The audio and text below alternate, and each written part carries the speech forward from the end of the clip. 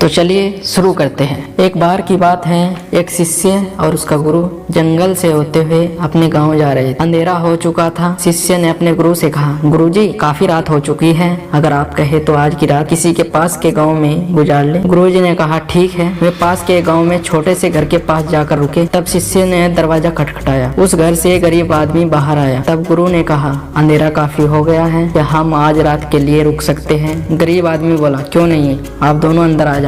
जैसे ही गुरु अंदर आए, उन्होंने देखा कि वह आदमी बहुत ज्यादा गरीब है। गुरुजी ने उस आदमी से पूछा, आप क्या काम करते हो? उस आदमी ने कहा, मेरे पास बहुत सारी जमीन है। गुरुजी ने पूछा, अगर तुम्हारे पास बहुत सारी जमीन है तो इस तरह से क्यों रह रहे हो? वह आदमी बोला, यह जमीन किसी काम की नहीं है। गाँव वाले बोलते हैं कि यह बंजर जमीन है, यहाँ फसल नहीं उगाई जा सकती। गुरुजी ने पूछा, तुम्हारा गुजारा कैसे होता है? उस आदमी ने बताया, मेरे पास एक भैंस है जिससे मेरा घर चलता है। ये सुनने के बाद गुरुजी सो जाते हैं। कुछ समय बाद वह अपने शिष्य को उठाते हैं। गुरुजी उस आदमी की भैंस को लेकर अपने गांव चले जाते हैं। गुरुजी उस आदमी की भैंस को लेकर अपने गांव अपने शिष्य के साथ चले जाते हैं। शिष्य अपने गुरु से पूछता है कि आप गलत तो नहीं कर रहे, उस आदमी की रोजी रोटी इसी भैंस से चलती है। तब गुरुजी शिष्य की ओर देखकर आगे बढ़ जाते हैं। तकरीबन 10 साल बाद जो गुरु का शिष्य अब वह बहुत बड़ा गुरु बन चुका था, एक दिन उस शिष्य को उस गरीब आदमी की याद आती है कि मेरे गुरु ने उस आदमी के साथ अच्छा नहीं किया, मुझे जाकर उस आदमी की स्थिति देखनी चाहिए। वह शिष्य उस गांव की तरफ जाता है